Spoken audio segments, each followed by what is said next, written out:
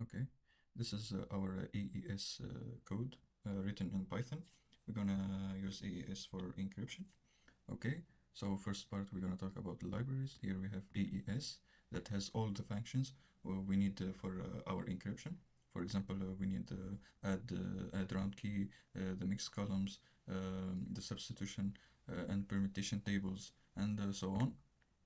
So and also we have the pad and unpad modules to add some extra bits and remove some extra bits, because the key size maybe it will match the key size, or maybe it won't match. So we have to add some extra bits. So here is our encryption method. We have as input our plain text and the key. So we create a cipher variable with the AES type. Here the constructor needs the key as input and the operation method. Here we're going to use ECB. We have the pad text, which is our message divided into blocks, and the last block it will add some bits so it can match the key size. Here is our ciphertext, so we're gonna call the variable cipher, and we're gonna encrypt our plain text divided into blocks using the encrypt method inside the AES module, and we're gonna return our ciphertext encoded from the binary to the alphabet letters.